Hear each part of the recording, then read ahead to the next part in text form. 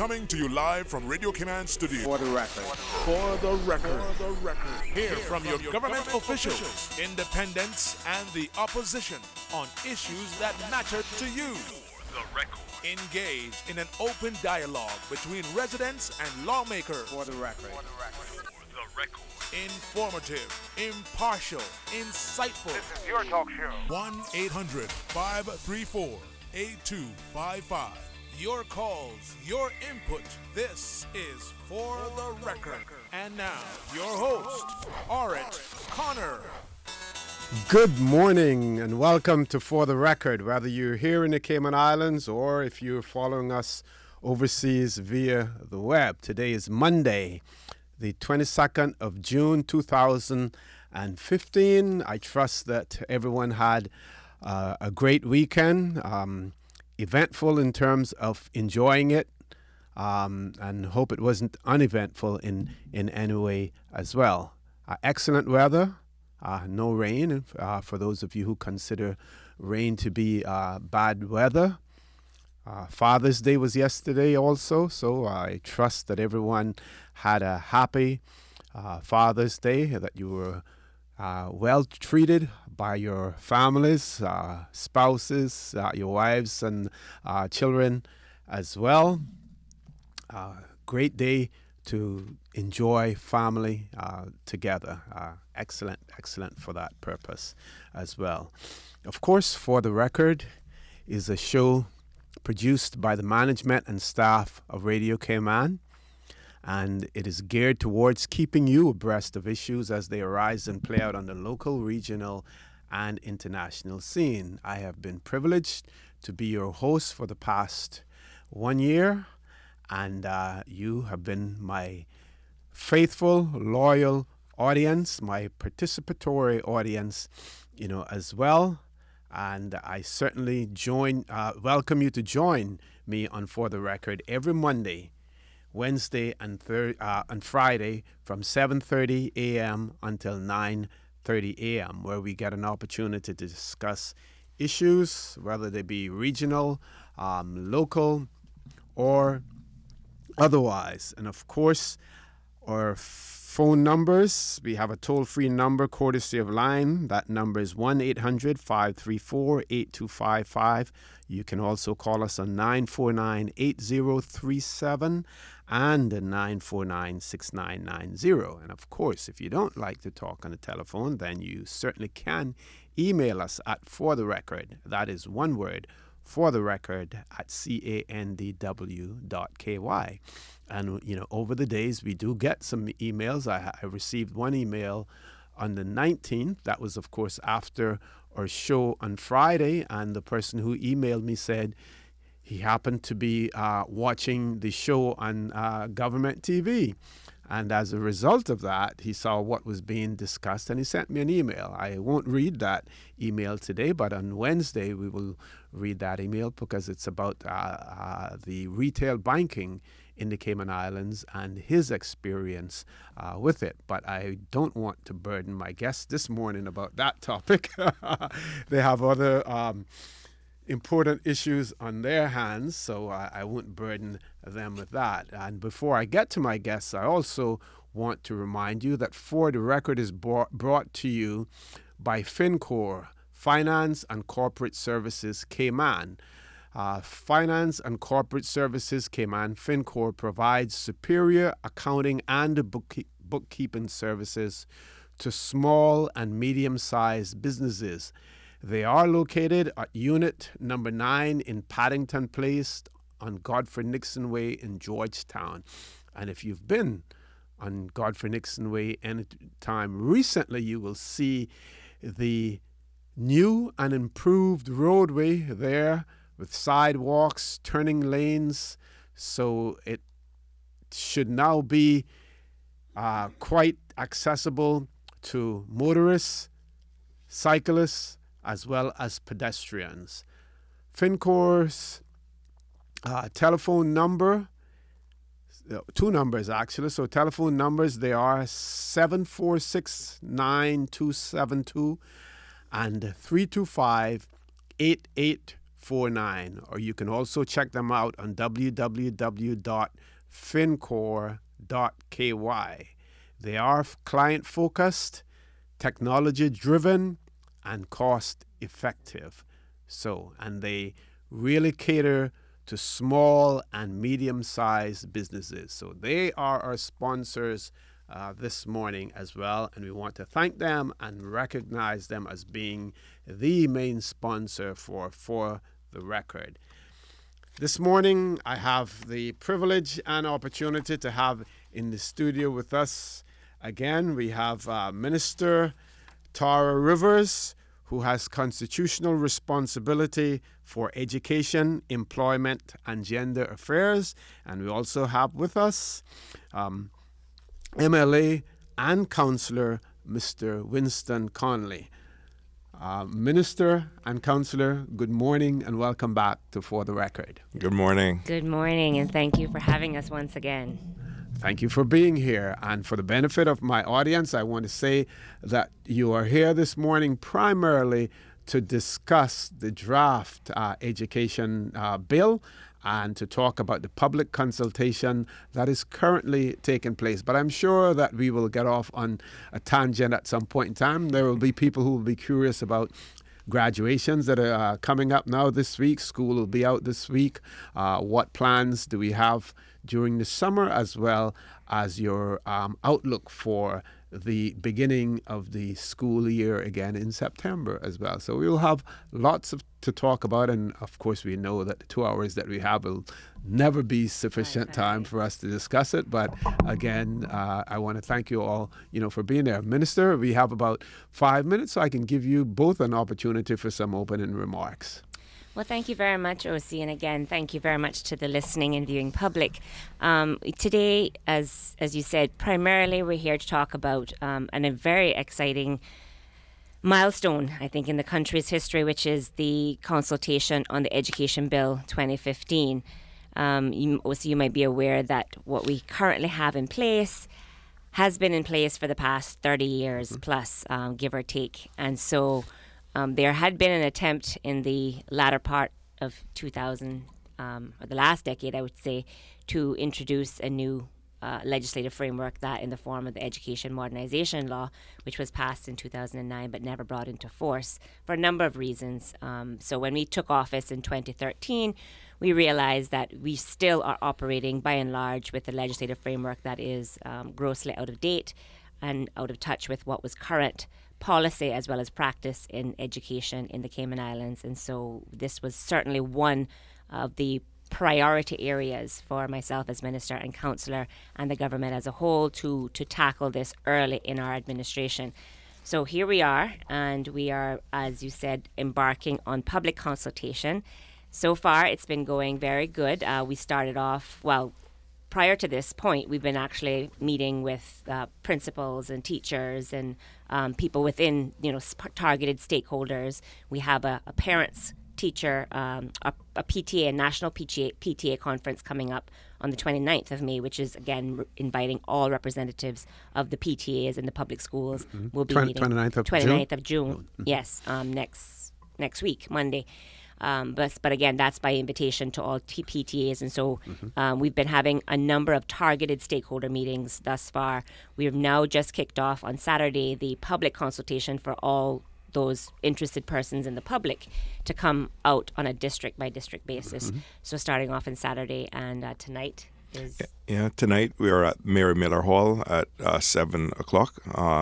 And that'll be going on till 8:30. So the public's invited, especially the constituents from Georgetown. On the 24th, we'll be at the Shirley Kidd Memorial Hall at Sir John A. Cumber Primary School, and that's the 7:30 till 9 p.m. And that's on Wednesday. Yeah. And on Thursday, the 25th of June, at 7:30 p.m. Till 9 p.m., we'll be at the Cradock Ebanks Civic Center in Northside. The following Tuesday, the 30th of June, we'll be at East End Primary School Hall at 7:30 p.m. And then on Wednesday, the 1st of July, we'll be at Savannah Primary School Hall, Bodden Town. So 7:30 p.m. till 9 p.m. as well. Okay. How can we impress upon people the importance of them attending these meetings and being involved in the consultation process and giving them an opportunity to have their say, as well as we now have the draft bill. Can you tell us what type of consultation went in before the draft was prepared as well? You know, that process also. Yeah, well, just to backtrack a bit, OC, the draft bill was based largely on the 2009 bill that was passed in the House, the modernization law. We took that approach because the country had vetted that. It had unanimous agreement at the House, and for whatever reason, it sat on a shelf until we picked it up in earnest about a year ago. We used that because it had the modernization bits that we needed to bring the law into what was being carried out in practice, really. And what we also did then with it was to ensure that the Bill of Rights now was put into our law, and also just that it mirrored some of the day-to-day practicalities of the law, and also then provided for future expansion and flexibility. So what we've tried to do with this is, throughout the process, is very much let people know what we've been doing, what we based it on, and kind of where we're going. So, you know, we're talking about trying to build in better public-private partnerships with the community, trying to ensure that, you know, that like the progressive realization aspect of the Bill of Rights was put in, talking about things like homeschooling and things like that the bill had, or the past law hadn't. And if you really, you know, look back at our history, we haven't really had any major tweaks to our education law since 1983. So it's been 30 years that, you know, plus years that we've been trying to, or we've been operating in a substandard legislation and being in technical breach basically every day, carrying out the day-to-day functions of education. Sounds like it's been long overdue. Long overdue. And I think to answer your point specifically about how can we impress upon people the importance, the fact is education touches everyone. And it probably is the one topic that will elicit responses from a plethora of people across the spectrum in the community. And so it really is an opportunity for people to come out and hear what the draft bill covers, the sections. We'll have more of an in-depth discussion about that today, of course, but also to then give feedback about maybe areas that they think they're very glad to see reflected, or that they would like to see reflected in more detail. I think it is important to actually to let the public know that the way that the law works is it is a framework bill. So it really does, as Councillor said, allow for flexibility, and the flexibility and the details will come into the regulations. And the difference between this process and what was done in 2009, to answer that question right off the bat, why is this process going to be different and why do you think it's going to be more successful in terms of the approach, is as we are out for public consultation with the actual bill, the regulations to support the bill, to enact, to be operative once the bill is passed, is being drafted as we speak. Okay. And that was the missing link the last time around. So when they brought the bill to the House, and although the bill or the law had received unanimous support, they weren't able to actually enact the law because the operative part of the legislation, the regulations that determines what actually happens as it relates to each section of the bill, wasn't in place. So then, of course, governments changed, and then philosophies changed, views changed, and the rest is history. So we are looking to head that off right at the gate by producing these regulations as we speak. Folks, I want to remind you that you're listening to For the Record. I am your host, Orrit Connor, and my guest in the studio with me this morning, we have the Honorable Tara Rivers, who has constitutional responsibility for education, employment, and gender affairs. Also with us this morning is MLA representing the District of Georgetown, Mr. Winston Connolly, and he's also a councillor within the government. Please stay tuned. We'll be back shortly as we continue to discuss the draft education bill.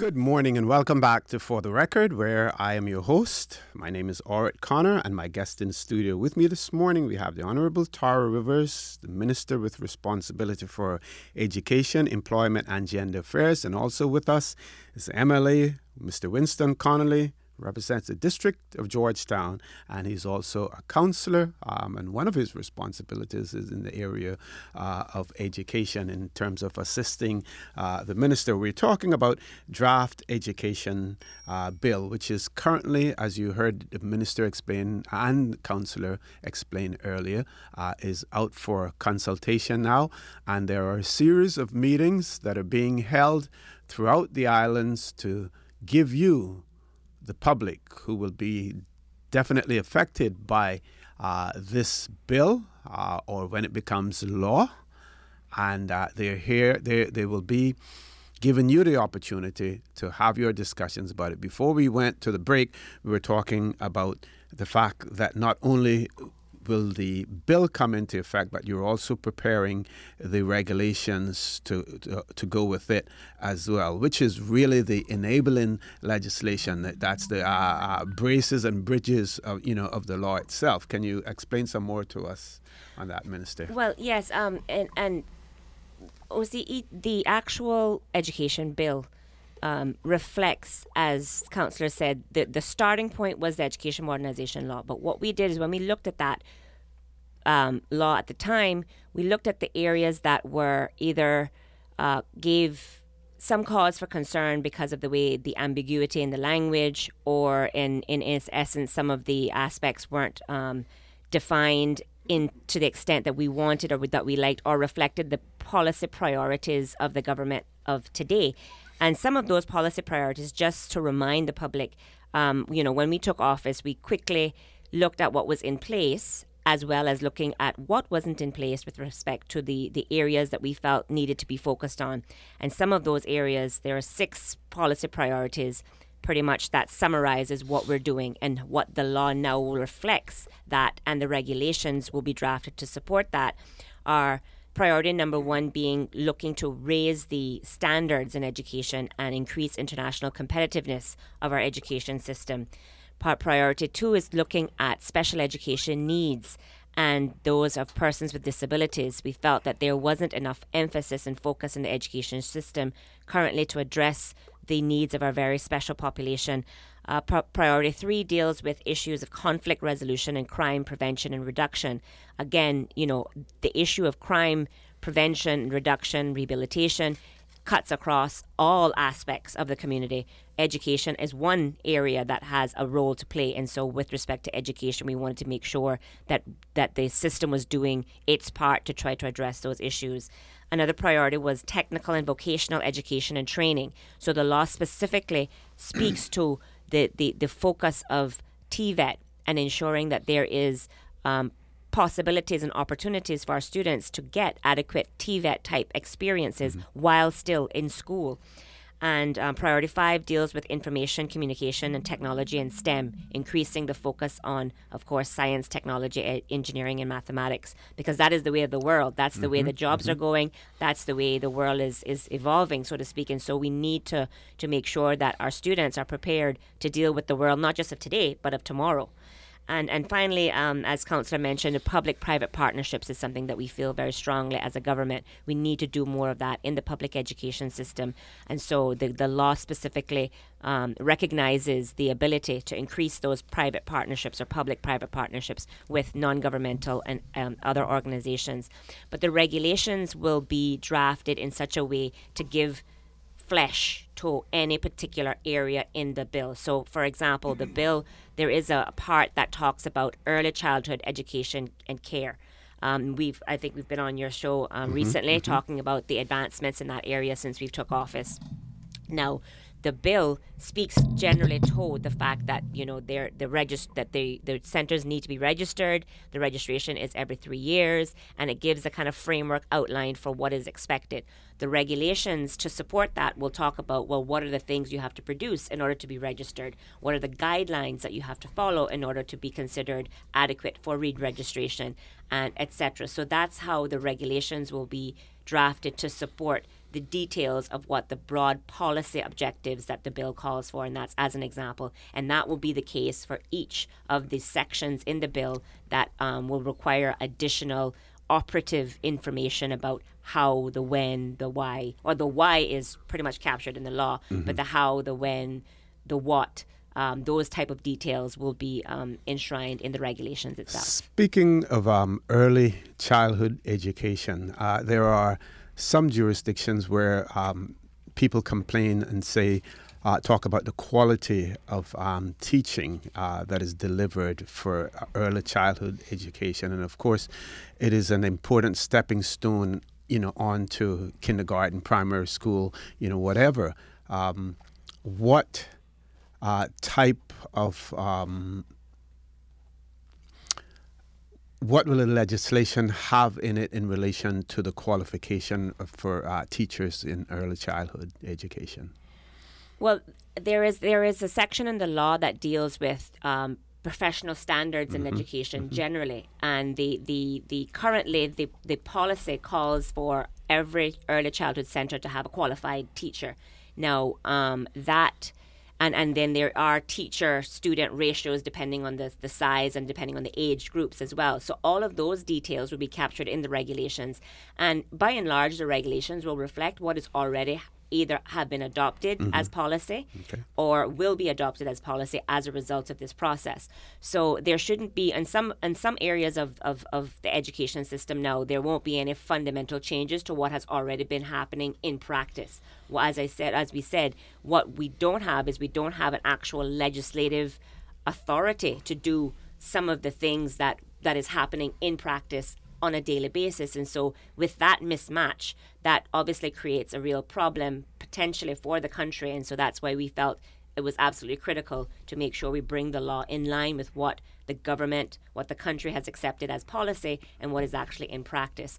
So with respect to the teacher qualification, because there is an enshrined aspect talking about professional standards, and you may be aware that we also, as a precursor to the law coming into force, we've actually adopted this year professional development policy, a formal professional development policy for all public, in this case, public school teachers to adhere to when it comes to making sure that they keep abreast with the latest developments in education.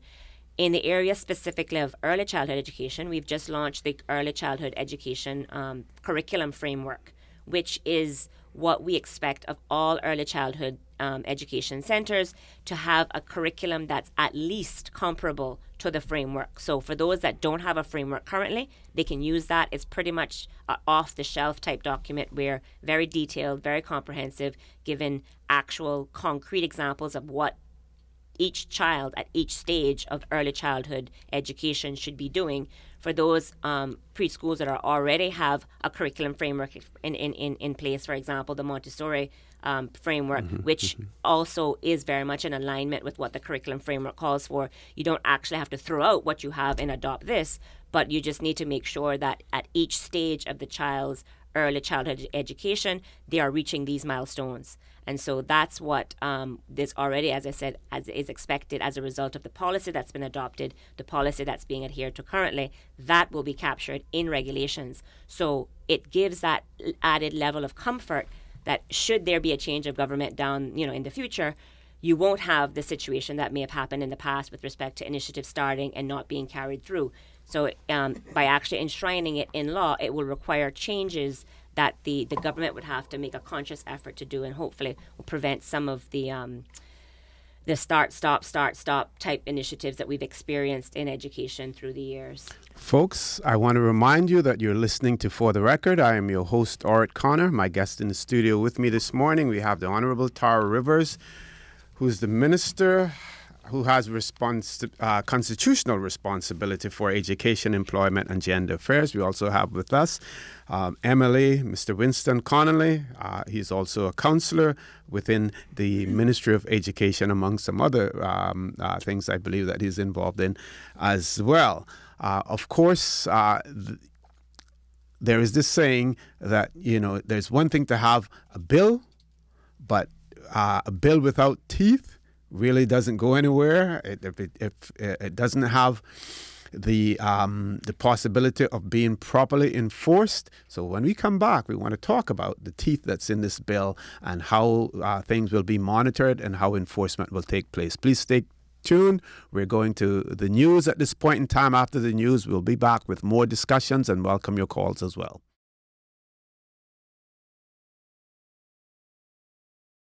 Good morning and welcome back to For the Record, where I'm your host, Orrit Connor. My guest in the studio with me this morning, we have the Honorable Tara Rivers, Minister with responsibility for education, employment and gender affairs. Also with us is the MLA, Mr. Winston Connolly, and also councillor within the government. We're discussing the draft education bill, which is currently out for consultation, and there are meetings that are taking place throughout the various districts to give you an opportunity to have your say. You know, in the Cayman Islands, we always hear people say, "Oh, I didn't have an opportunity. I didn't know that this was coming down the pipeline. I didn't have an opportunity to respond.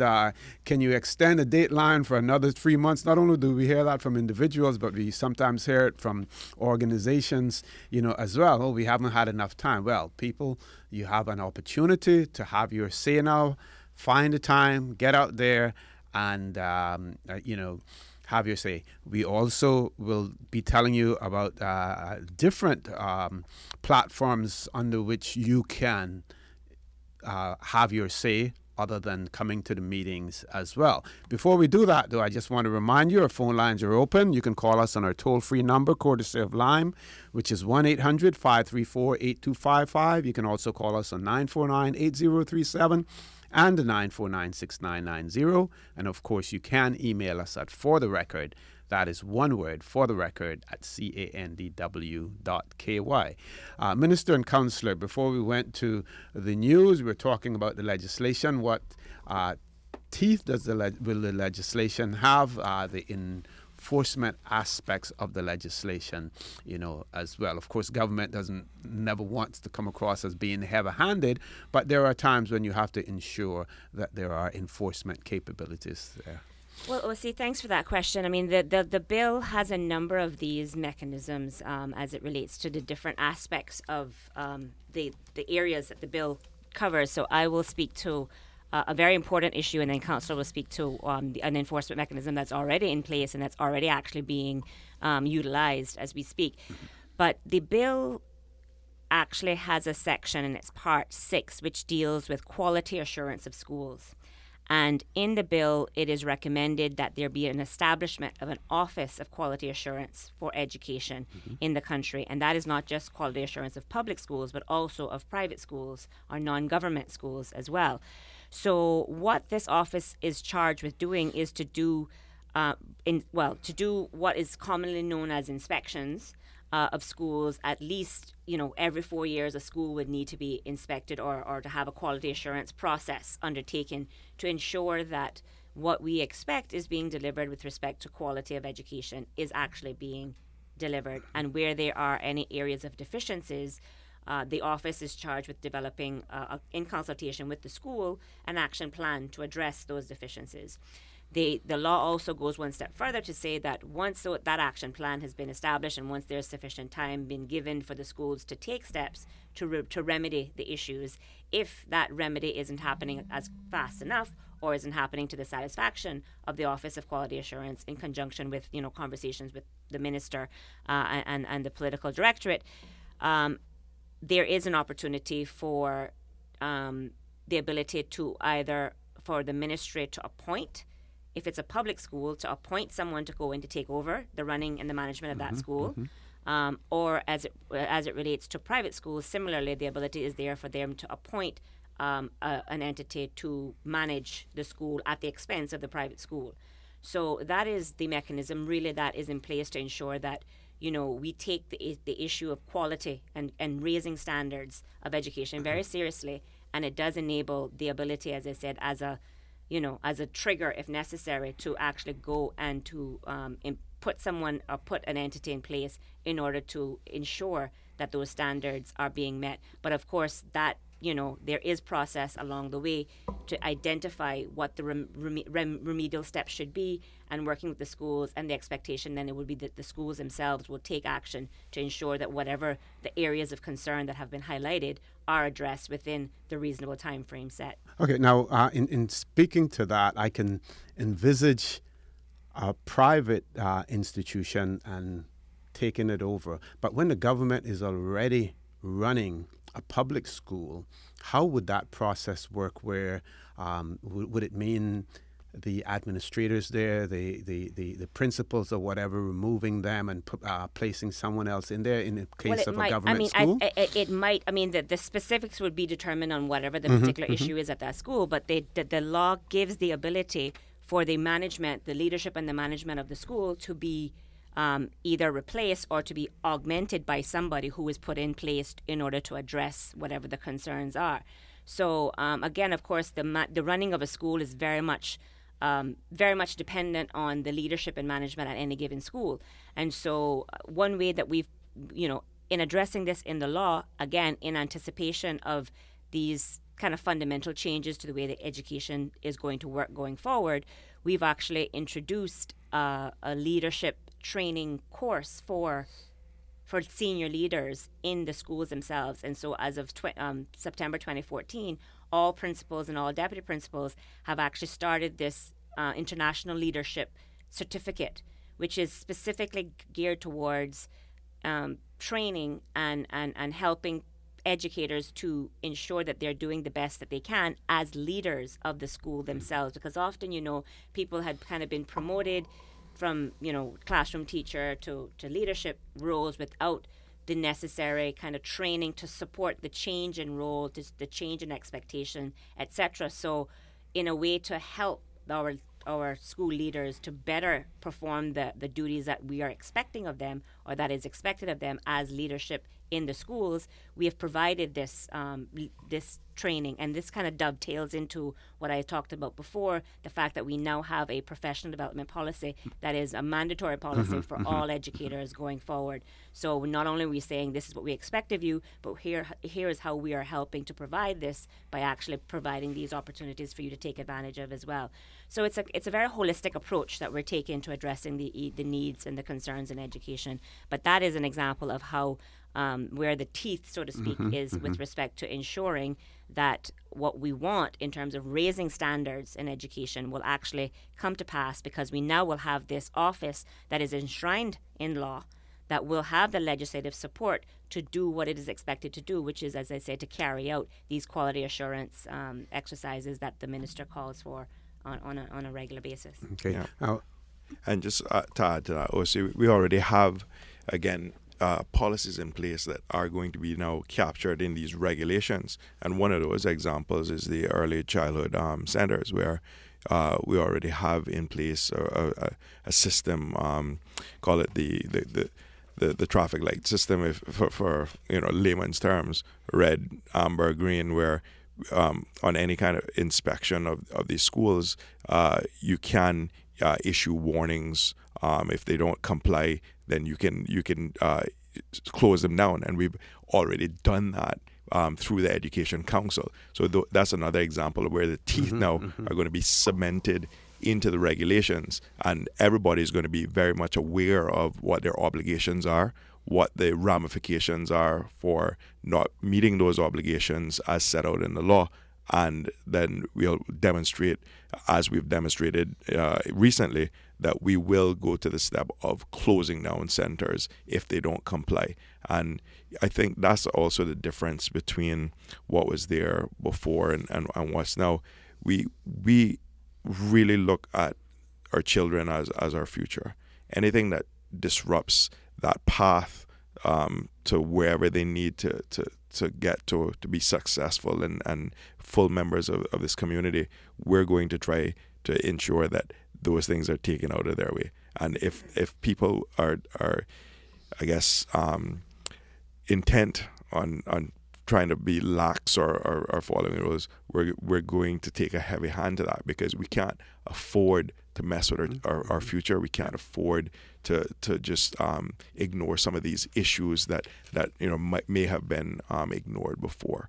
And it's as simple as that. It's an investment in our future, and we don't want anything to mess with that investment. Okay. Minister, during the introduction, Councillor Connolly mentioned ensuring that the draft bill is also compliant with our Bill of Rights. And when we look at Section 20 in our Bill of Rights, which speaks to education, there are certain qualities that need to be met in that respect. Can you discuss that for us, Sure. please? And I think it's a very good question, especially given today's editorial and whatnot. And I'm glad that you asked it, because I think it's necessary to really kind of understand what the Constitution states, what are the obligations under the Constitution in that regard. And so if I can actually read Section 20 of the Constitution, which states, "This section is without prejudice to Section 10. The government shall seek reasonably to achieve the progressive realization within available resources of providing every child with primary and secondary education, which shall, subject to Section 3, be free." Now, Section 3 speaks to every person who is a parent or legal guardian of a child shall be entitled to have his or her child of whatever age educated at his or her own expense, unless the law otherwise provides, in a private school. That is to say, a school other than one established by a public authority, and in such a school to ensure the religious and moral education of his or her child in accordance with his or her own convictions. Now, the issue of progressive realization in the context of our Constitution is worded, I think, very sensibly, very practically, and what is within the realm of what exists today. So it says the government shall seek reasonably to achieve this within available resources. And so currently, the fact is we don't have enough public schools, which are government schools, established to provide a space for all children of school-age students in the Cayman Islands. So therefore, I think that's why there was a policy which was adopted even prior to me taking office about supporting private schools through grants in order to ensure that these spaces are available. So the government does provide support to private schools to ensure that the obligations that all children are in school are being met. But purely from the public school system, we have not, as a country, over the years, developed sufficient number of schools to service the needs of all children in the schools. That's the fact. That is our available resources as it stands. So within that available resources, there isn't a policy that states that only Caymanian children can come to school. So whatever views people have about saying that, the government prohibits a non-Caymanian children to access schools is simply not true. It's inaccurate. And in fact, we have about 10% or maybe more students who are non-Caymanian in our public school system as we speak. But it is on a space available situation. Because again, these are our available resources, and the Constitution clearly states within available resources. Now, if the country ever develops more and more public schools, then obviously the available resources will increase. And so therefore you won't have the same level of constraint as it relates to spaces, etc. So within the spaces that we have currently in our public school system, we have a system that says, all students have access, but it is according to the priority categories, which are pretty much set out and also reflected in immigration law.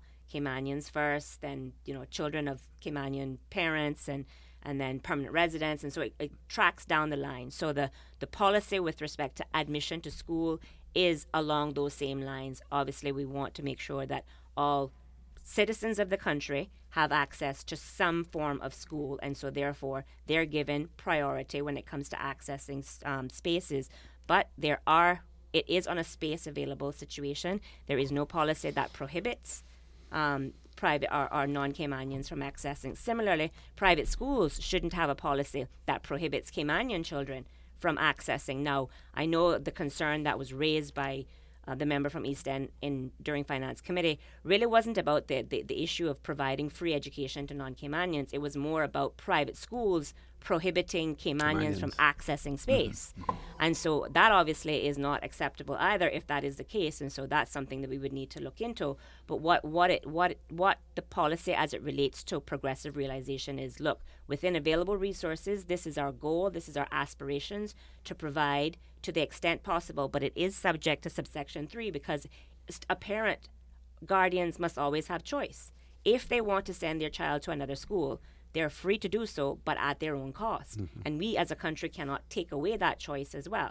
So that's really what the issue of progressive realization within the context of our Bill of Rights speaks to. Okay, if I may for a minute, Minister, I think in the this would have been in the 90s, early 90s or mid 90s, the Immigration Board had in fact been contacted by the Education Ministry to say, we're now limited in terms of the spaces that we have in government schools.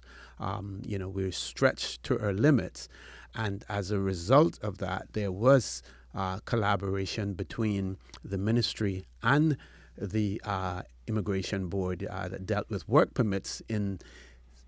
Whenever applications for work permits came in, one of the conditions placed on those work permits, in the case where the holder of that work permit had dependent children who were school age, mandated that they must attend private schools.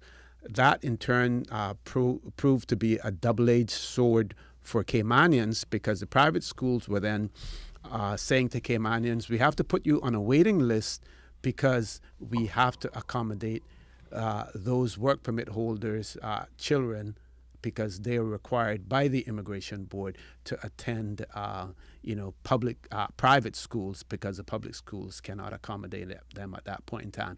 When we come back from this break, we can talk a little bit more about that, because I know that has been the concern of persons, but it should not, based on what you've said now, that should not be the case, currently that is taking place. Folks, I want to remind you, you're listening to For the Record. I'm your host, Orrit Connor. My guest in the studio with me this morning, we have the Honorable Tara Rivers, Minister responsible for Education, Employment and Gender Affairs, and also with us, MLA and Councillor Mr. Winston Connolly. Please stay tuned. We're going to go to a commercial break, and we will be back shortly.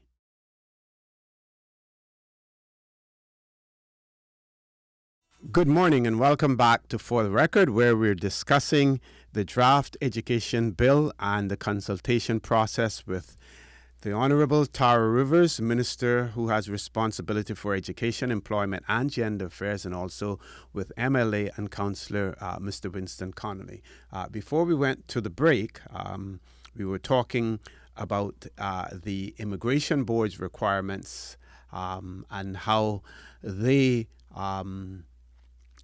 gel or do not gel with either government's policies as well as the policies of private schools, and whether or not they confirm and gel with what the government's intentions are. Minister, you want to expand on that again, please? Yeah, Mr. Connor, the issue is obviously a very complex one, because as we consider the reasons why certain policies may or may not have been adopted, and as you said, with respect to the immigration policy, was in the late 90s, as you've indicated, based on your experience in immigration at the time. So thanks for, because I did know it certainly predated me, but I wasn't sure it was that far, that long ago. But I think, obviously, the concern is still very much a live one today. And as I outlined, the public schools, the number of schools, there just simply isn't enough spaces to accommodate all of the children in the country. And, of course, as the population grows, as the Caymanian population grows, either through birth or through naturalization and status and otherwise, those challenges will increase unless the country develops more and more public schools in order to support it. But so the issue isn't so much about immigration's policy as it relates to ensuring that persons who are, not Caymanians, being able to demonstrate that they have a place secured for their children in order for them to be given the opportunity to come, stay, and live and be in the Cayman Islands, as the law clearly will outline that all children of school age must be in some form of education, full-time education, be it in public school, private school, or even homeschooling, which will be regulated now according to the law. So in order to do that, and again, I'm just trying to understand the rationale for why they felt it was necessary to put this caveat that you must have demonstrated a spot in a private school, because the fact is they can put their names on the waiting list for a public school, but it will be determined on a space by space, or on a case by case basis, on a space available basis.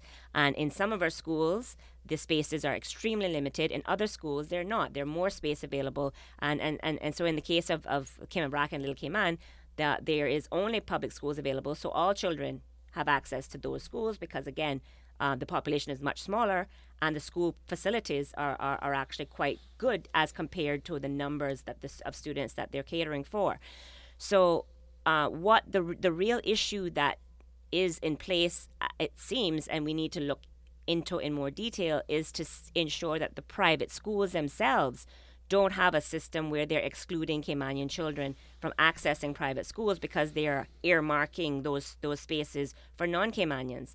So that's really where it should be on a first come first serve, on a those who can afford to pay, those who want to make that determination. Of course, the schools themselves need to have some sort of a registration process, but to say that the schools need to earmark spaces for non-Caymanian children in order to accommodate the needs of the work permit regime isn't the way that it should go. I think of course, we're in the Cayman Islands, and as Caymanians, we need to be able to have access to whatever schools, again, for private schools at the cost of the parents, but a choice. We do give, as a country, we give a grant to each of these schools, and we are in consultation with the schools to see how these grants can be better utilized to determine these issues of space and space availability. But as it stands, that's why a lot of these schools are able to operate, and therefore the country as a whole can provide the number of spaces needed to accommodate the population. But certainly we don't want a situation where Caymanian children are being disenfranchised at private schools because they are earmarking them for non-Caymanian children in this regard. Similarly, with respect to the government schools, we need to look as a country to see how we can increase the capacity to the best extent possible within available resources. That's really the key, within available resources, to be able to ensure that we can provide more spaces for all children who is able to be in the country in order to be able to access. Okay. And OC, I mean, we feel very strongly about how the school system is now set up in terms of this segregation, if as the media and other people put it, because we are a product of the public school system when it was not segregated, and you had a mix of people, wide cross section of the community members, all in the public schools, and this might be a bit of nostalgia, but I think we were stronger then because of it. Because there are also some social issues that arise down the road with this segregation. If two sectors of the community don't meet until they end up in the workforce together, then there's going to be this lack of diversity. It's going to be an us versus them mentality. And, as we try to solve this education puzzle and the things that we've inherited that have been in place for a number of years, and in some instances up to a decade or more, we're very conscious at how that plays out. Because again, when we're trying to make our citizens, the best citizens that they can possibly be and take their rightful places in business if they get the proper education now, both academic and with the introduction of TVET, because that's another thing. We're trying to put equal focus on TVET and academics. But, if then they get to the workforce and because of an us versus them mentality, they can't get to those places that they have worked so hard for, then we have other issues than education. So we're very cognizant of that. And we're constantly talking about ways on how to try to reverse this. The problem is schools are at capacity, in some instances over capacity. We need to build more schools, or we need to have private sector come in and build more schools. So, those are the things when we're trying to discuss these. It's a space issue right now, but we're very cognizant. We don't like the policy, and in fact, we campaigned in our national priorities list when we were running together about desegregating schools. So whereas in places like New York City we see schools are being closed, we need to open more here in the Cayman Islands, goes to show you the dynamics Well, of absolutely. things, Again, because if we talk about increasing population, and I think that's, as a country, we've fallen down on when we don't think about the social infrastructure that is needed in order to support an increasing population. And absolutely, as Councillor said, we both are products of the public school system in many instances, and I know for myself that was really the best time of my life, hands down, period. And that's why we're fighting so hard to ensure that we have a public school system that is second to none, and people would be very proud and want to access the public school system. But the reality is unless we as a government take the hard decision to either to dedicate public resources to ensuring that we have sufficient spaces. But at the same time, we firmly believe that the private sector, non-governmental organizations, the community at large has a role to play as well. Because if we don't invest in our children, they will then become the issues or the problems of tomorrow, and we certainly don't want that. We want our children to have the best possible opportunities to make a positive contribution and to be the future leaders. And so that's why when we talk about the public-private partnerships and looking to expand ways in which the private sector and non-governmental sector can support public education, it is to address the kind of de facto segregation that exists, not through policy per se, but through reality, given the limited resources of the country when it relates to spaces for education. Yeah, if I can go back in time, I remember, of course, I'm a product of, public education as well. And in order for us to get what is now Georgetown Primary, at that time it was called Secondary Modern, our parents actually had to stage a march and a protest because, one of our colleagues almost drowned on the waterfront where, you had Dobson Hall, and then you had the big school by the Sandhole almost opposite Emsley Memorial Church. And, someone almost drowned there. And parents started to say, listen, we can't, continue to have a school located there. And they marched and demanded a school. And that's how we ended up getting Georgetown Primary. Interesting history lesson there. Yeah. And, we can take it all the way back to Long Celia days of, standing up and demanding an education. But, I think certainly, as a country, we have come a long way. And certainly, I don't want to say, and I don't want to seem as if we're the only government that is looking to tackle the issues as it relates to education. I know that various successive governments have looked at a number of issues that was topical for the time. But I think we certainly have come to a point in time where we have to look very critical at what the real needs are and how are we going to address those needs in a way that is going to be sustainable, in a way that is practical, in a way that is best achievable as well, given the circumstances. We have a very vibrant private sector. We have a very committed private sector in many instances that have reached out. Since taking office, a number of entities have reached out saying, look, how can we help? How can we assist in moving education of the country forward?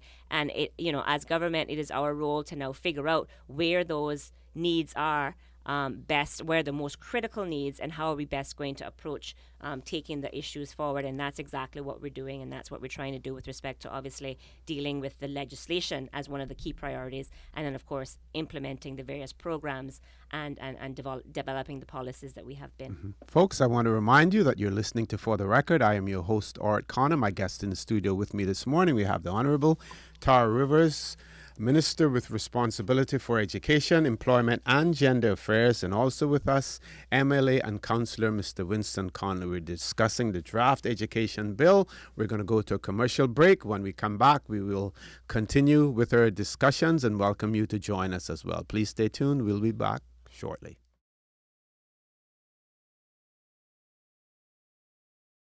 Good morning and welcome back to For the Record, where I am your host, Orrit Connor. My guests with me this morning, Honourable Tara Rivers, Minister with responsibility for education, employment and gender affairs, and also with us, MLA and Councillor Mr. Winston Connolly. We're going to open up the phone lines now. We have 3 callers online and we'll go straight to those callers now. First caller, good morning. Welcome to For the Record. Hi, good morning to everyone and Happy New Week to you all. Good morning, Miss Lorna, and thanks. Same to you. Good morning. Good morning. All right. Yeah, good to hear you all. And of course, education, the root of all things good and great. We really need to get it right. There's a lot of history, behind this that somehow I believe is being overlooked too, because when you were speaking earlier to what is perceived as the segregation, that's a fairly recent thing, recent in the terms of, maybe in the past 30 years. Because I clearly recall in the early 80s when my children attended St. Ignatius, there was no high school at St. Ignatius at that time. There was just up to, I guess it would be year 6, whatever it was called at the time. But there was not a high school at St. Ignatius, and I don't think that came into effect until perhaps the early 90s. Prep, I'm not quite sure when Cayman Prep went to high school, but it wasn't very many years before St. Ignatius. I think Prep was the first one that had the high school. Prior to that, there was only Triple C School that offered a private education from pre-kindergarten all the way through to high school graduation. So the point I'm making is all of these various people, whether they had been in private or where, they all came together, except, of course, for those who were sent away to the UK to do their A-levels, etc.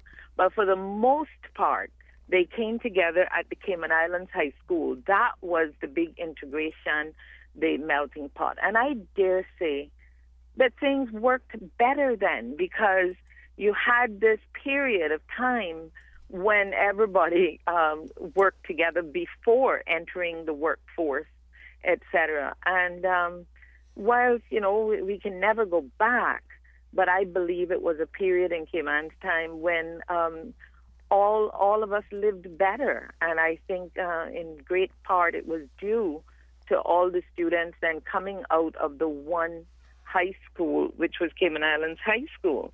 And, back in the probably late 70s, it was Truman Bodden as Minister of Education who promoted the assistance to private schools, saying that government needed help with other people to educate. My position at that time, and it still is that why not take that money and invest it into government schools, government resources, get the teachers and the specialists that we need so that our government high school education is seen to be on par with the private schools. I really do believe the private schools can support themselves. And then after Truman Bodden, the next Minister of Education was Roy Bodden, and it was Roy who really promoted the idea of the segregation, that expat children wouldn't go to government schools. And I think his intentions were good in that government resources couldn't be spent to educate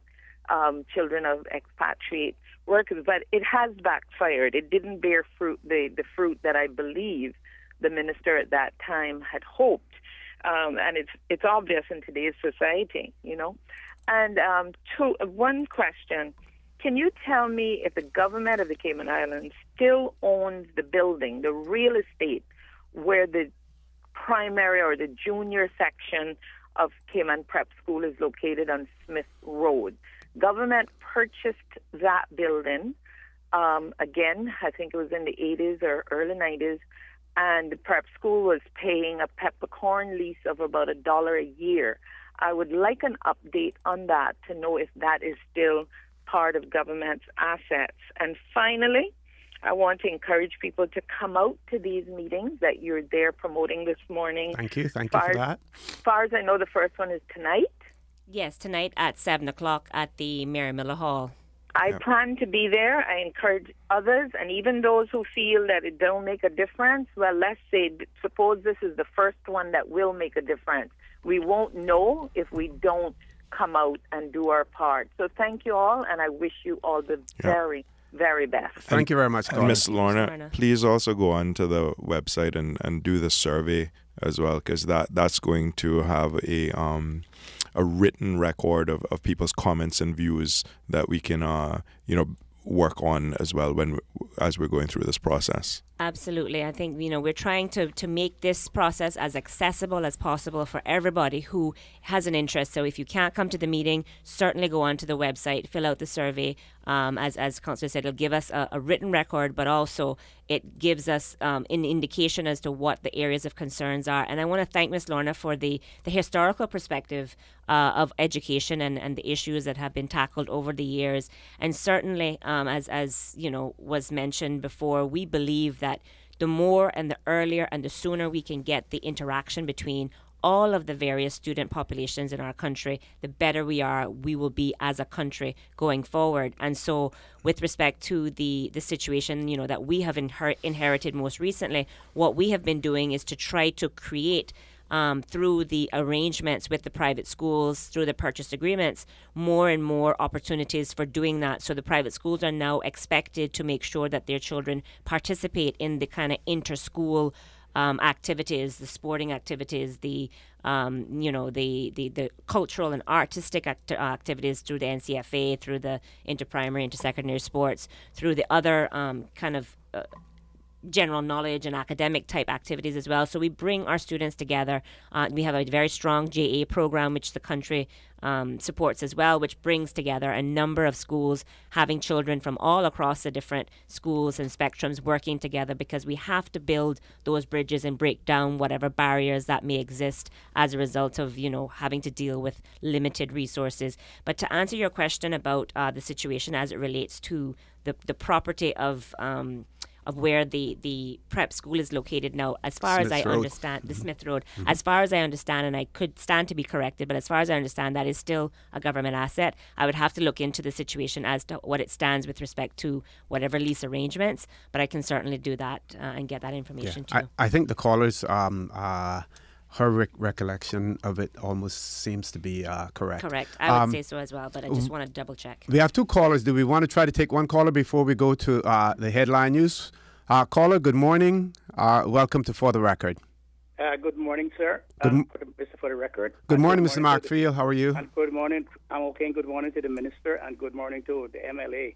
Good morning, Mr. Markfield. Morning, Mr. Markfield. I'm glad to see that the minister has come out forefront to put forward and to defend your bill, and also your assistant is assisting you.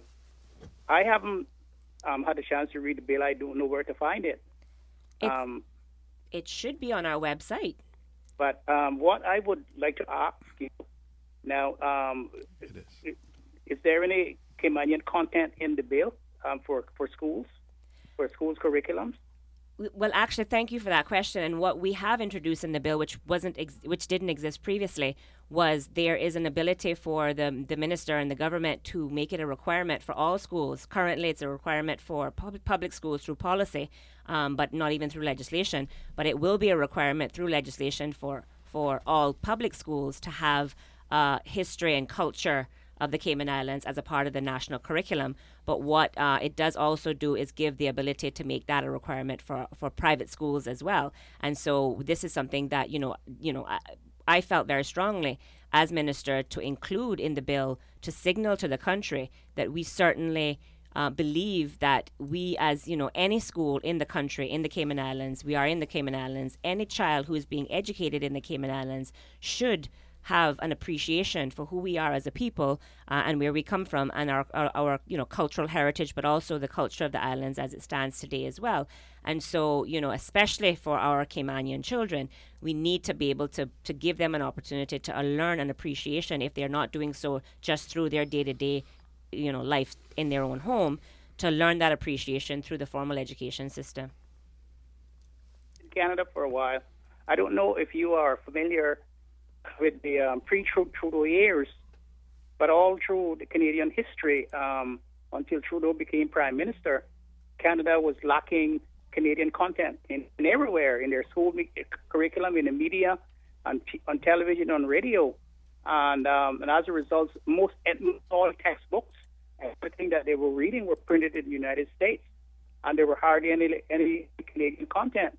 And when Trudeau came into power, he made it mandatory by law that you had to have at least 70% Canadian content in every aspect of Canadian life, on the schools, in their curriculum, on television, in radio, on everything. And as a result of that, it caused a lot of people to start writing and producing books about Canada and things like that. Because if you don't do that, you will not have a strong sense of self, a strong sense of who you are, and you will always be referred to other people actually believing that other people are superior to you. What is some things that is happening now in the Cayman Islands? I'm surprised that you didn't make it law instead of just a policy. It is law. She did say it is law now, as opposed to it being policy before. As opposed to it being policy before. That's exactly what I said. And not only in government schools, but private schools as well. But yes, does it include Caymanian history? Does it include Caymanian civics? Yes. Does it include Cayman urban and physical geography? Yes. This is the specifics, and to your point, because it has never been in law or proposed to be in law before, we don't have the plethora of the kinds of content that we will have, hopefully, come forward as a result of it now being adopted as a part of the law. So the law calls for the history, culture of the Cayman Islands. That hopefully will spawn creation of much more Cayman content that we can be included. We have certain Cayman content in our curriculum currently as a result of policy adopted, but it now will be, once the bill is passed, it will be a part of our law, enshrined in law, that we recognize this as being critical to the education of our children in the Cayman Islands. Thank you very much for that, Mr. McPhail. We have to go to our headline news. We have one caller online still. We're going to ask that caller to remain patient with us because we're going to go straight to your call as soon as we take this short break. Please stay tuned.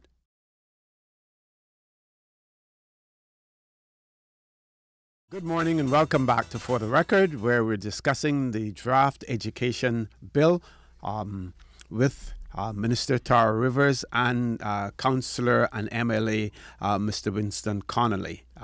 We're also talking about the public consultation that is taking place. We have one caller that's been holding for quite a while, so we're going straight to that caller. Now, caller, good morning. Welcome to For the Record, and thanks for being so patient.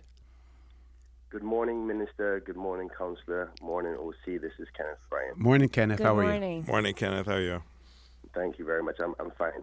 I first want to congratulate what I just heard in regards to the new bill and the mandatory implementation of education and culture and heritage of the Cayman Islands. Both of you, MLAs, should be very, very proud of yourself for that. I certainly am proud. I didn't even know I was going to get that information when I called in. But I'm glad that I was tuning in this morning. Thank you very much. No problem. Congratulations again. My question this morning is about technical and vocational training. Most people call it trade schools. The People's Progressive Movement campaigned tremendously on technical and vocational training throughout the 2013 election. It's also a part of the Progressives' manifesto. I was hoping that the minister and the councillor can give me an update from what was there before 2013 to what is there now. Has there been any new implementation of training programs? How much have we seen in growth? And if there's any plans to have some within the next 2 years? Because I think many would say that there hasn't been enough dealing with this area of technical and vocational training. I think we could all agree that it plays a paramount role in the future educational opportunities for Caymanians, because not everybody is going to go down the other routes outside of technical and vocational training. So an update on where we're at with that, what is the plan for the next 2 years in this term, and what do you think is the importance of it? I'll sit back and listen to the answer. Thank you folks so much. Thank you. Thank you very much, Thank you, Kenneth. And thanks for that question, because you obviously allow us now to talk about a section of the bill that I alluded to, but didn't get a chance to go into very great detail. So Part 9 of the bill specifically recognizes the need for technical and vocational education and training. So again, for the first time, we will have enshrined in law an area that deals with the provision of these opportunities for students while they're still in schools.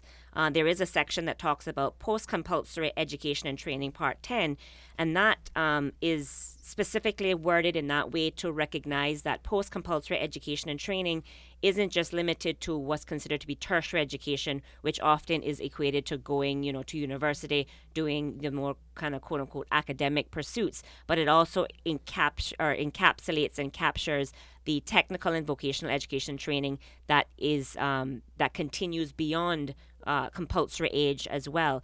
So Part 9 and Part 10 deals with the issue of technical and vocational education and training. So from the very beginning, now once this law is adopted, we will have legislation that talks about making sure that we as a country provide more of these opportunities for our people.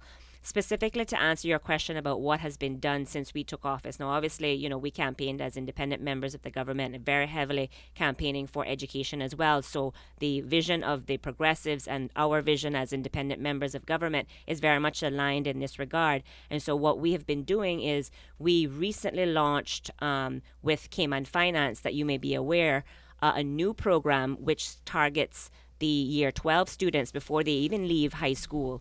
And that was something that wasn't done previously. So we didn't have this kind of formal program in place for year 12 students who are doing the dual entry program. So those who are either have gone on to do UCCI or the first year of A levels, they would have been, or they're currently in a program that allows them to get specific knowledge and training about the financial services industry. And that industry is so vast and encompasses everything from what you think of classically to be accounting and law, but also IT and marketing and the gamut in that as well. And so what that program is doing is it gives specific training, exposure to not just the curriculum content of what the financial services industry is, but it also gives them hands-on, one-to-one experience with professionals and senior professionals at that in the industry.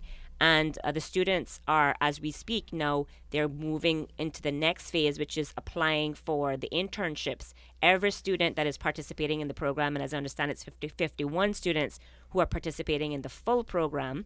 And there's over 60 students who are participating in the education component of the program.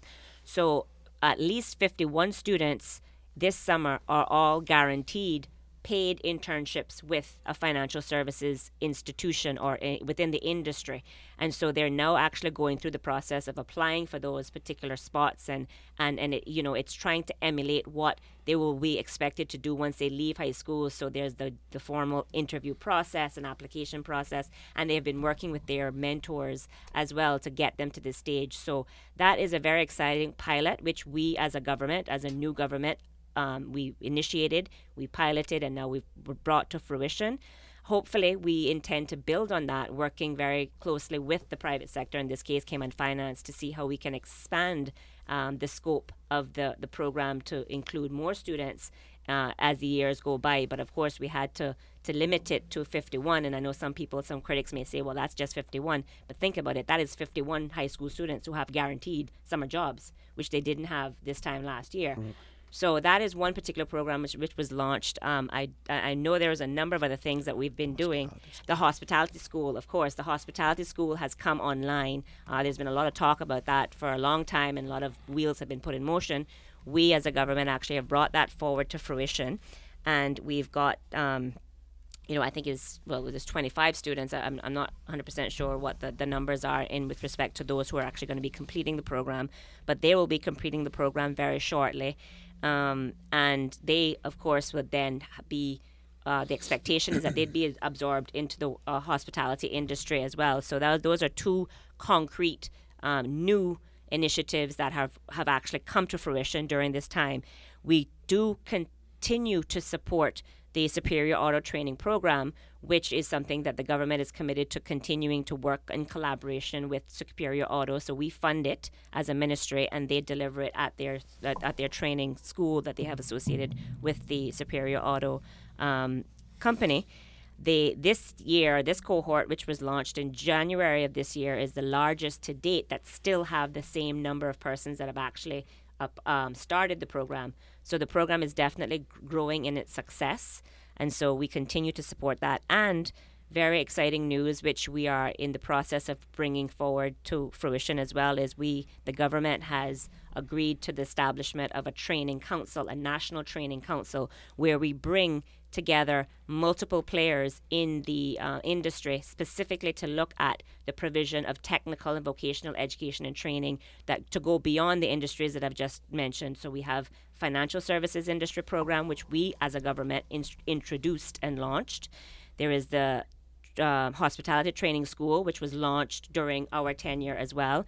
And then, of course, we have the automotive training and the mechanical training program through Superior Auto. We want to expand that. We want to expand that to building maintenance, which we're having conversations as we speak with the company to be able to try to launch an apprenticeship program for the building maintenance type, general maintenance industry.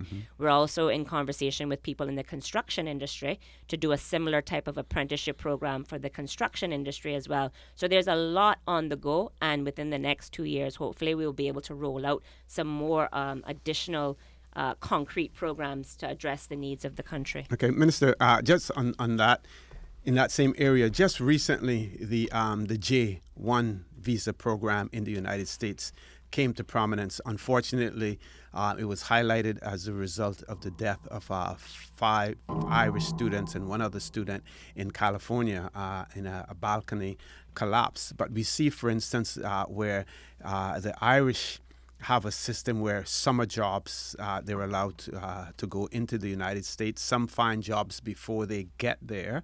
Others get there and find jobs as well. And, you have groups of them that live in apartments together or whatever, which is an opportunity for overseas exposure for them to, to be in a different culture, a different environment. And yes, it's good to have things locally as well, but could you foresee in the future something similar to the J1 program that they have, the Irish government has in the United States, for that?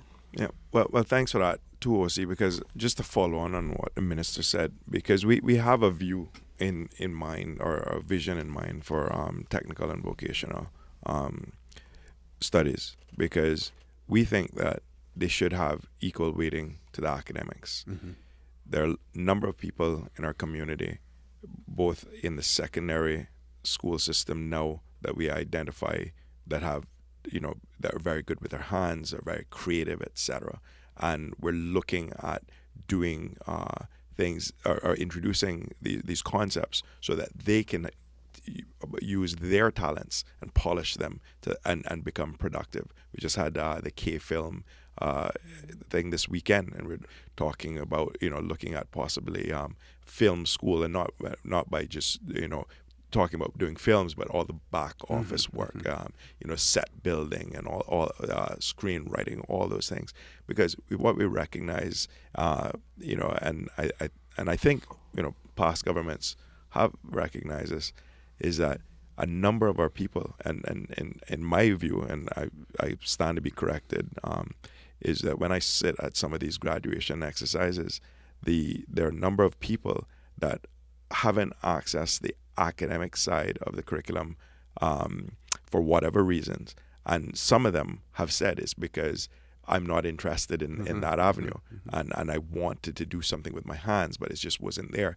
And previously to us coming in, they would go to SciFec or go into UCCI and do some level 1, 2, or in some instances get prepared for level 3 qualifications. What we're saying is, for those people, we don't want them to wait for that length of time before you give them this introductory course. We want them to have the internships, the apprenticeships. In fact, I brought a motion in the LA that was supported by everyone, but as we work in close proximity, a lot of the input was the ministers as well, where we want to establish skills training, and we want to take some of the money that circulates through the work permit regime, etc., and really focus on getting apprenticeships and internships and giving people the hands-on.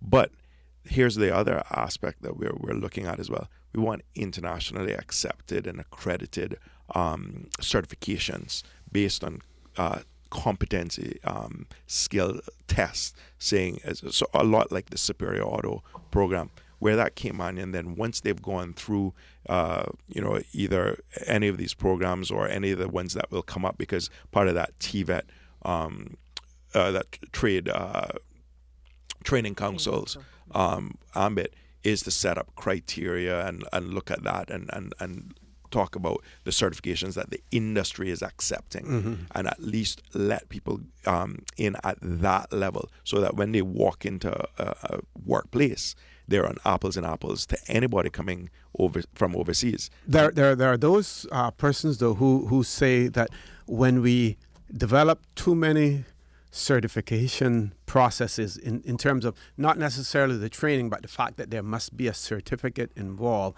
that we're placing an additional burden on Caymanians, because then it gives employers the opportunity to say, if you don't have that, you have to have that certificate in order for me to be employed. And I'll use one example that I am, closely associated with, and that would be Alan Moore's project, down in Rock Hole, where he has been able to teach plumbing, electrical, and has been able to place people in the electrical field who have progressed now, and he's gotten feedback from employers and say, they're doing excellent now, doing great. But he doesn't necessarily have a TVET or whatever certificate, but providing them with all of the practical skills, and there are certain requirements. They have to pass tests and examinations and everything there before they go out in the field. So how can we go about continuing to support programs like what Alan Moore has, so that, those persons who don't necessarily want to have a certification per se, but want to have the skills training as well? Well, I think the reason why, especially as minister responsible for this area, why I felt it was absolutely vital to have a training council, a national training council, which brings together key industry representatives. I am certainly not an electrician or a plumber or, car mechanic, which in a past life maybe I might have thought about doing that. Stop on a roadside mechanic, right? And given the lucrative nature of some of these jobs. Yes. So the ultimate goal is to ensure that with respect to training, the technical vocational education and training is to either enable employment in these industries or entrepreneurial activities of the persons themselves. And the best way to do that is to bring key players in the industry who can inform the process, who can say, right, this is what we need, but not only this is what we need, this is what we can do to ensure that transition happens. Because government can set policy with respect to employment, but the key opportunities for employment really should lie within the private sector, is creating those environments for employment opportunities to happen. And so by bringing the relevant players, public and private sector players, in together as a member or members of this National Training Council, they'll set what, for whatever particular industry, they can say to me, okay, in order to work as an electrician assistant, you need to have X competencies. So once we've established what X competencies are, then we can look to see who is in a position to provide it. If it's them themselves through their own training programs, or if it's through programs such as, HAHA's program or other programs who may be wanting to start but didn't know where or what or how to create that nexus between education and employment. That's really what we're trying to do here, is because we don't want to create multiple training programs that have very little prospect of ending with employment or job creation opportunities as a result. So it's taking this type of focus and bringing all of the relevant players together to develop that framework. Certain areas will require certification. I mean, I certainly wouldn't want somebody designing my house or putting together my roof or whatever else, or wiring my, as being the one to drive the process if they aren't properly licensed. Right? So there are different levels within this area as well. So depending on how and where they want to progress will be determined, hopefully in conjunction and collaboration with the Training Council, which will help to inform, because they know what the industry requires in any given industry. Yeah, and I will see, just to add quickly, Sure. I think, you said it might give employers excuses. I think it's removing excuses, because it's just like my high school diploma. It's just like my university degree.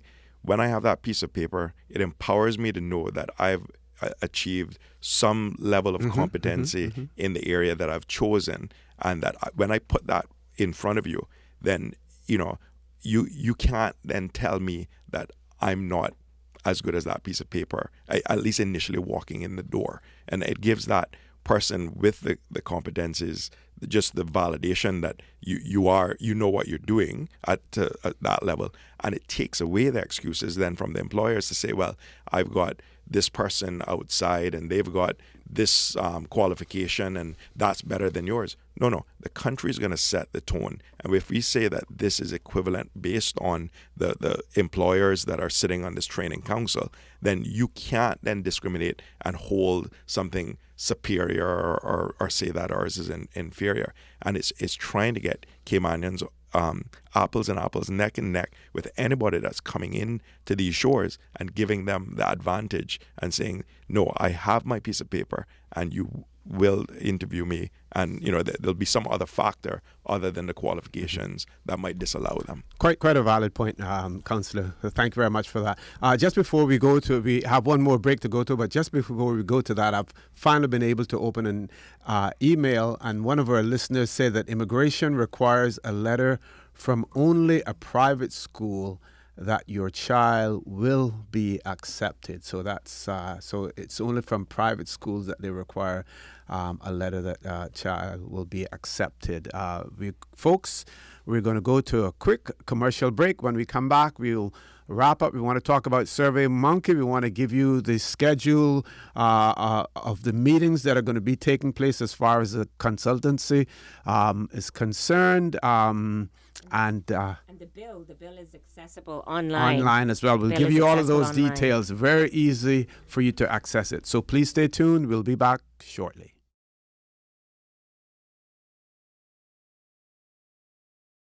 Good morning and welcome back to For the Record. I'm your host, Orit Connor. My guest in studio with me this morning, we have the Honorable Tara Rivers, Minister with Constitutional Responsibility for Education, Employment and Gender Affairs. Also with us, we have MLA and Councillor Mr. Winston Connolly. We're discussing the draft education bill and the consultation process that has taken place.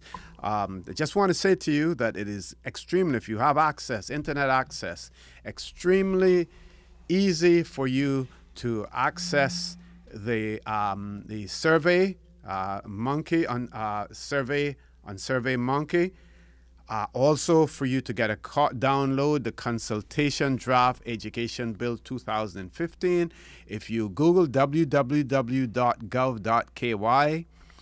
then you go into government websites, click onto that, then you go down to the Ministry of Education, and as soon as you open that up, it's going to pop right into your face there, all of the information that you need, easily accessible, so no excuse, for that as well. Minister and Councillor, hand over to you. Yeah, just want to remind people about the public consultation process, or the time frame for the next week. We're starting tonight at in Grand Cayman, that is, at 7:00 at the Mary Miller Hall.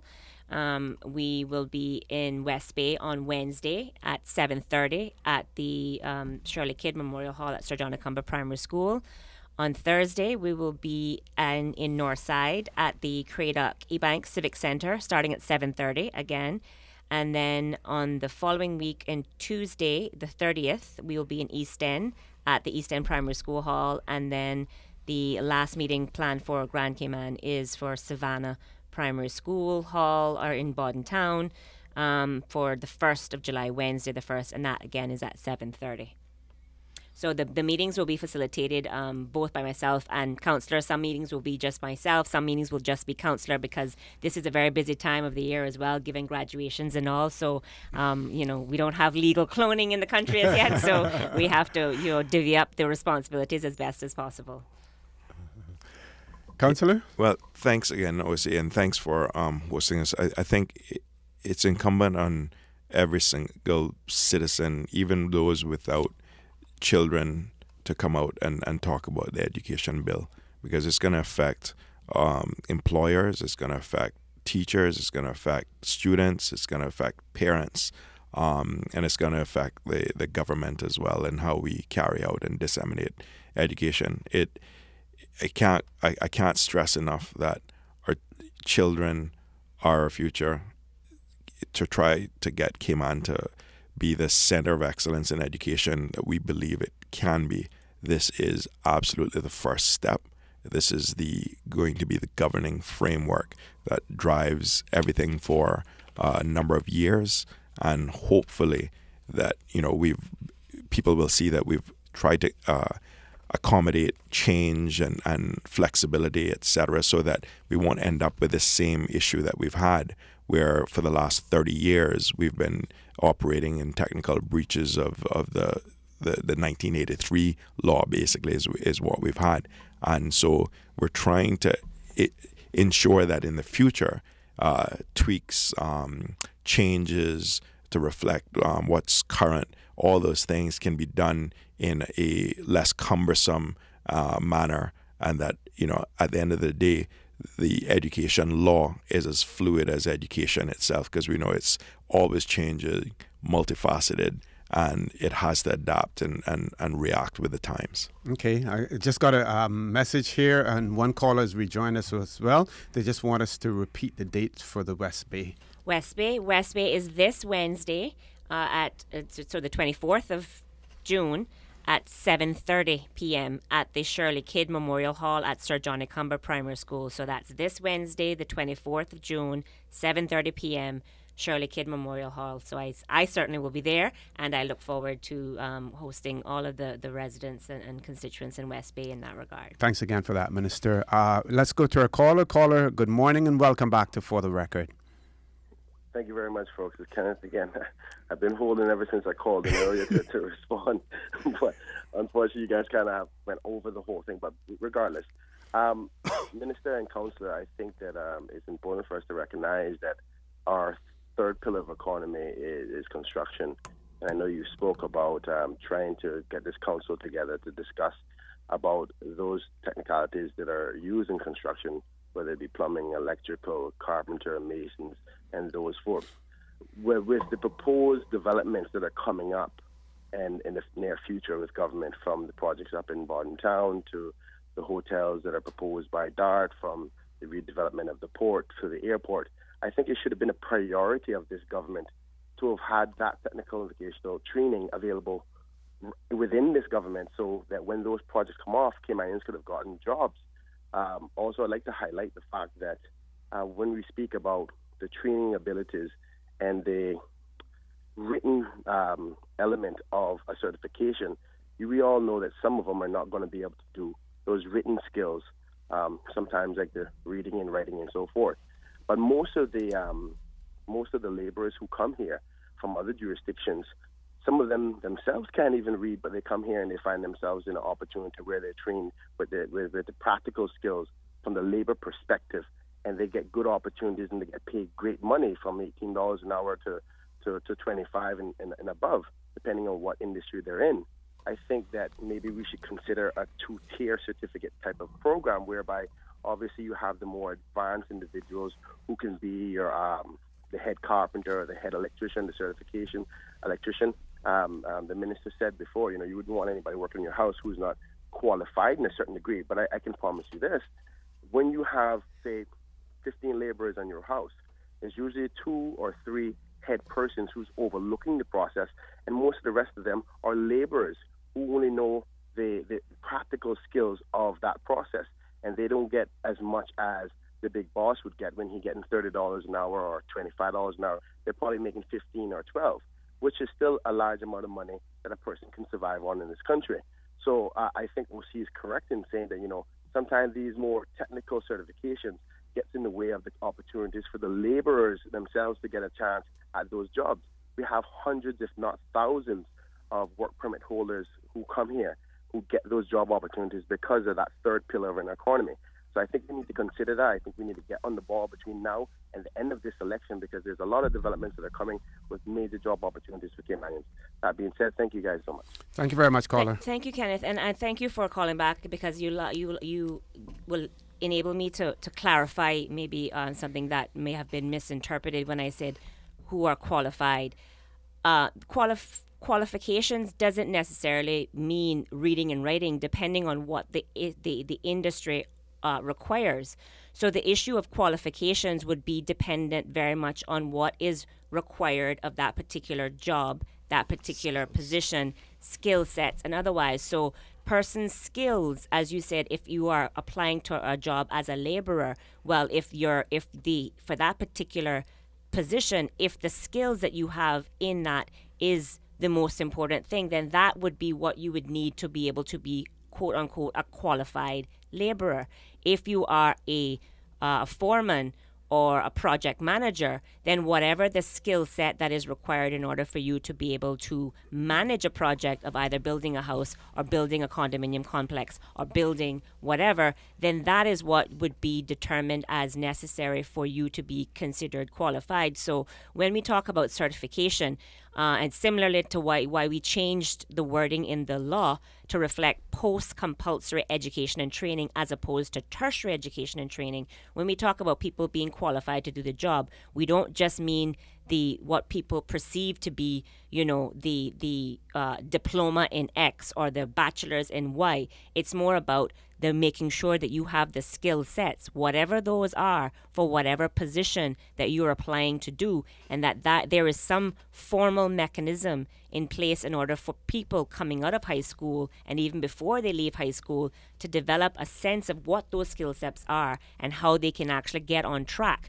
So the training council's job is to largely help to inform the process as to, okay, I need a plasterer in this on this job. Well, what does the skill set does a plasterer have? If it's just showing up to work on time, having a good work ethic, like whatever that is how it's going to be determined based on the individual positions, and therefore the barriers that exist now with people saying, well, I need to bring in somebody from X country because they have X qualification. Well, do they need that qualification in order to plaster walls if we determine that these are the skill sets that are required? So that's what we're talking about, and this certainly is a priority of this government. That is why it's in the law. That is why we have been working feverishly to develop these type of programs to ensure that there will be opportunities for high schoolers and other people who may not have gotten the opportunity while they were still in formal education through the work of the National Workforce Development Agency and otherwise, to be able to access these programs. So thank you for that, more of a comment, but it allowed me to kind of help clarify what we're trying to achieve when we talk about developing this core competencies for each of these types of jobs. Mm-hmm. And again, I'd like to thank Kenneth for that question, because it also leads me into another aspect that we didn't touch on, and it's the whole lifelong learning aspect of the training. There are going to be some people, just based on the economy the way it is, that need to retrain for other roles. This will allow them then to pick up those competencies and at a level, again, that's accredited and accepted industry-wide.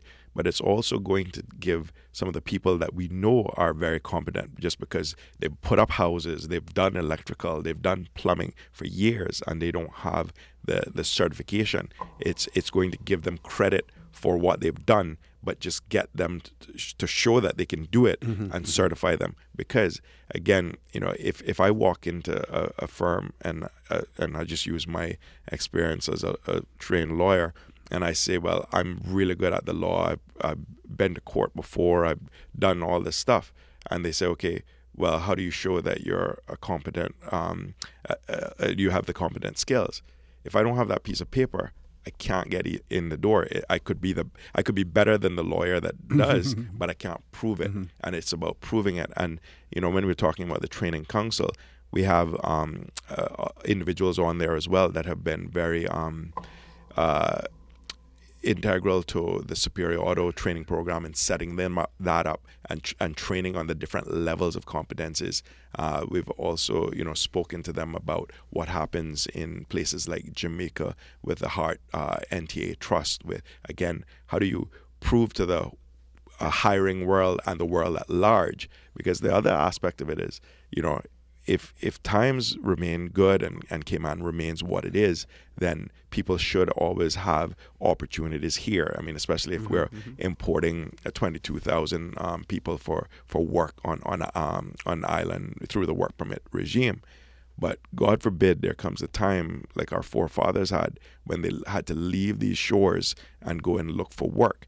Again, if they're only Cayman-centric and they're not and they don't have the internationally accepted qualifications to show that they have these competencies, then they'll go somewhere else and be second-class citizens. And we don't want that. We want them to be able to be transferable, where anywhere across the industries, we give them the common acceptable certifications, so they can take that as a badge wherever they go and say, I am an electrical journeyman. I am, a mason. I am a carpenter, and here are my qualifications to prove it. So that is one aspect of leveling the playing field. Of course, the other aspect of it, and we probably need another show and another day to discuss it, and you did mention it, Councillor Connolly, is the immigration aspect of it in terms of then ensuring enforcement that those jobs then go to Caymanians, once they're qualified. We have one more caller that we sort of snuck in on us. But we're going to take that caller anyway. Caller, good morning. Welcome to For the Record. Hi, good morning, Austin. Good morning, Miss Lucille. How are you? Good morning, Minister, and good morning, Emily, Mr. Winston Connolly. Morning, Miss Lucille. Interesting. But I want us to get out of this thing about looking at laborers in the construction field, because as far as I know and as far as I see, the more you do construction, the more qualified you have to become, or have that aptitude to be in it. Because a lot of the work that the laborers used to do have now gone over to the janitorial services, and check that out if you think I'm kidding. So it behoves us from in school, and I think the schools still do that. They still do a lot of technical work, don't they? In high schools, I know, Winston, when you went to middle school, didn't you have to do some work in technical and some work in jewelry making and some work? And then when you go to high school, you also have that. Do they still have that? Well, what we want to improve upon, Ms. Lucille, I think there certainly are what you consider TVET type programs, but it's helping the grouping of subject choices to kind of the career advice and saying, okay, if you are interested in being a plumber, here are some of the courses that you should be looking to take, as opposed to just taking courses for taking courses' sake. So it's helping to kind of group those choices to lead to a skill at the end, and coupling. But you can never perfect those things. Even the best master plumber or master journeyman or whatever, you can't perfect those things unless you get practice. So I agree with you, and I think it was you or Winston when I was driving, talking about the apprenticeship program. Yes. I have to get them out into the field of the building industry to get the apprenticeship program. I know I have an air-conditioned person that comes to my house, and he has been looking far and wide to get someone to come and be an apprenticeship. And I think that is where, and I think you alluded to that in the Winston, and I think that's the way to go. While we want to qualify them on paper, We want to get them adept at the craft through practice. Absolutely, and that's the whole thrust, and that's the whole vision for how we feel that the area of technical vocational education and training, it can't be in isolation. The two real pillars of what we think the education system, and I say education using from the lifelong learning perspective, we want to create and to promote a center of educational excellence in the Cayman Islands. But the second real pillar is to try to ensure that and prepare our students to take advantage of the employment and the entrepreneurial opportunities that exist here in the local economy, but to be able to, so they can excel in the economy and access those jobs, but to be able to compete globally without having to leave the local economy, because that is what we're doing. And added to that, to be skilled. Absolutely. Absolutely. Skilled, because I think that is where we fall short. And I'm not saying this just so. No, Miss Lucille, you're absolutely right, Absolutely. and that's one of the ways to show that as well. Because if you can show that you are an apprentice at a recognized institution with a very skilled person, couple that with the competency certificate that you would get, depending on what discipline you were in, then I would hope that immigration and the workforce would have to have a very good excuse to give a work permit or grant that job to a work permit holder if that Caymanian has demonstrated that, because So I'd be far the first they've been one. pretty good at it. But yeah. Good work, Sam. I know you're late, and thank you, Mr. Otis, for allowing me to speak. Thank Thanks, you. Ms. Thank you for your call Thanks, too, Ms. Mr. Lucille. Lucille. Thank you very much. Again, Minister and Councillor, without running the risk of being repetitive, I'm going to ask you one more time just to repeat the dates and times of these meetings, because we don't want I don't want them to be calling back up on For the Record 2 weeks later and talking about this bill and they didn't know anything about it. No excuses. Absolutely, no excuses. You can either go online. Well, first of all, go online, www.education.gov.ky, or you can even Google it, Ministry of Education, Cayman Islands. That will take you to the bill itself. If you want to get a head start, you can download a copy of the bill. You can also fill out the survey, but in particular, starting tonight at the Mary Miller Hall in Georgetown at 7 p.m., we will be there discussing the bill. Then we go to West Bay on Wednesday evening on the 24th of June at the Shirley Kidd Memorial Hall, Sir John Acumba Primary School, starting at 7:30. So tonight is 7 o'clock. The outer districts will be 7:30, starting at 7:30. We move to Northside on Thursday, the 25th of June, at the Cradock Ebank Civic Center in Northside from 7:30 as well. And then the East End Primary School Hall on Tuesday, so next week, Tuesday, the 30th of June at 7:30 p.m. And then Savannah Primary School Hall for the District of Bordentown on Wednesday, the 1st of July, starting at 7:30. And as I said, it'll either be myself and Councillor Connolly, or myself or Councillor Connolly leading these meetings, because we do have commitments with respect to graduations and otherwise during this week as well. Okay, final closing remarks. We'll start with Mr. Winston Connolly and then you, Minister. Well, thanks a lot, OC, for having us, because I really think that this is a valuable outlet for the community, and they get to ask the questions of the relevant government personnel, but they can also be better informed. I just like to stress again, just that for me, and I campaign on this, education is the key, right, to transforming our Caymanians into front runners like they're supposed to be in our community, both from the TVET aspect and the academic aspect. This law is that kind of, enabling legislation that puts education in a frame. It behooves all of us, no matter if we have children now or we plan to have children in the future, to come out, have the discussions, learn more about the law, learn more about what it's intending and what it has now going to try to cement and put teeth in. It's going to be something that I think bodes us well for the future. And if we get it right, it's going to be, well received. If we get it wrong, then we saw that it's taken us 30 years to change this legislation. We don't want that to happen. So come in, have your say. Let's work on this together. Let's get it passed because it's for the benefit of our children. Thank you very much, Councillor. Minister Rivers? Thank you. Thank you very much, OC, for having us once again and for having a very lively discussion and, leading that in many instances. And I want to thank the callers for calling in and giving your perspectives as well. And it allowed us to elaborate on certain things that we may not have done so in the way that we thought was most effective at the time. So thank you for that interaction. Certainly want to encourage everybody to come out to whichever district meeting is most convenient for you. We're going above and beyond in terms of trying to make sure that people have access to be able to have their say. So if you can't come to the meetings, certainly go online on the ministry's website to complete the survey, so that way we will have a record of your views.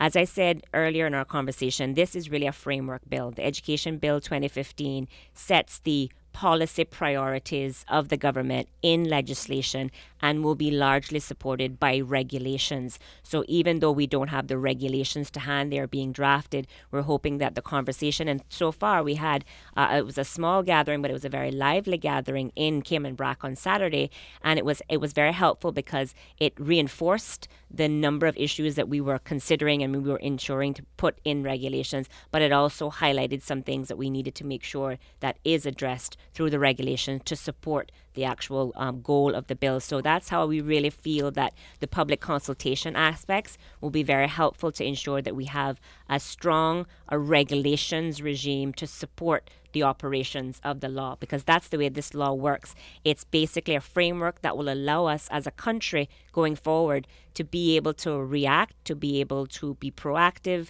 and to be able to address the issues of education as the industry, as the needs evolve. So from that perspective, I certainly also, along with Councillor Connolly, campaigned very, very heavily on education and the need to ensure that we provide the best possible education system that we can as a country for our people. We are products of the education system here, both public and private in many instances, and we take pride in knowing that as Caymanians, we want to ensure that our future generations also have as good experience as possible to be able to take advantage of the employment opportunities, on the entrepreneurial opportunities, to develop the skill sets, to be able to find a home, make a career, and have a prosperous and productive life in our country. And so that's really the guiding force, the driving force behind what we do, why we do, and why we're so committed to tackling and dealing with the real issues and trying to find as a whole, as a community, the solutions. We certainly, nobody, I think, has the monopoly on good ideas, and we certainly are not here to say that, we do. But what we are committed to doing is asking the right questions and seeking the answers within as well as without. And so as a result of wanting to hear from the public, that is why we are coming to the communities and asking for your views and hoping that this should not be about politics. Yes, we are driving it as legislators, as elected representatives, but we want to ensure that what we think as a country is in the best interest of our children is enshrined in law. So irrespective of who comes or who goes at the political level, we will have had that framework, that basis for any incoming government to know this is what we as a country are committed to. And yes, every government has an opportunity to make changes because that's the way government works. But at least we will move beyond just adopting things in policy and actually enshrining it in law, and therefore giving it some real teeth to your words to be able to look to enforce what it is that we want as a country and as a people. So thank you very much for your time, and I look forward to continuing to serve the country in this regard. Thank you very much, Minister and Councillor, both of you. Folks, I want to remind you that you've been listening to For the Record. I have been your host, Stuart Connor, and my guest studio with me this morning, we had Honorable Tara Rivers, Minister responsible for Education, Employment and Gender Affairs, and MLA and Councillor Mr. Winston Connolly. I also want to remind you that For the Record was brought to you by Finance and Corporate Services Cayman, FinCor. FinCor provides superior accounting and bookkeeping services to small and medium-sized businesses. They are located on number 1 Paddington Place, Godfrey Nixon Way, Georgetown. Telephone numbers are 746-9272 or 325-8849. You can check them out at www.fincor.ky. They are client-focused, technology-driven, and cost-effective. And folks, I need not remind you that we are our brothers and our sisters' keepers. You also are your children's keepers.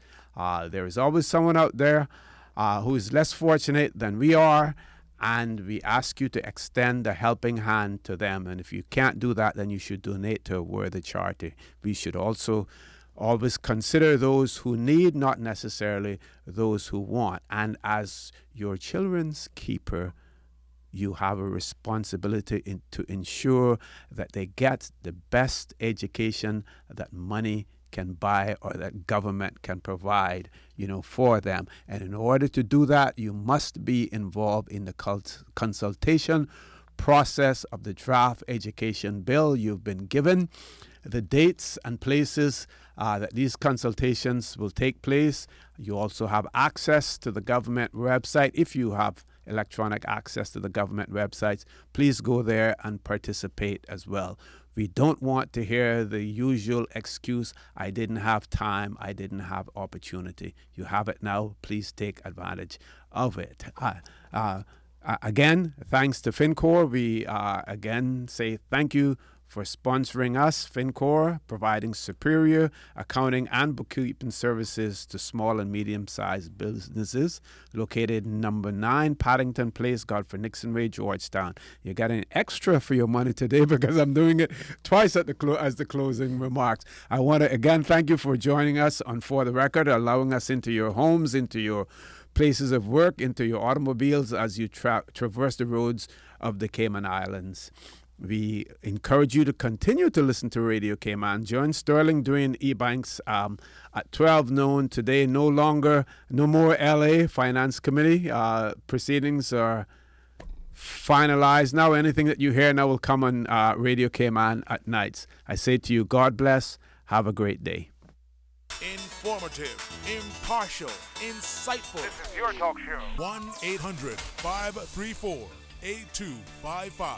Your calls, your input. This is For the Record.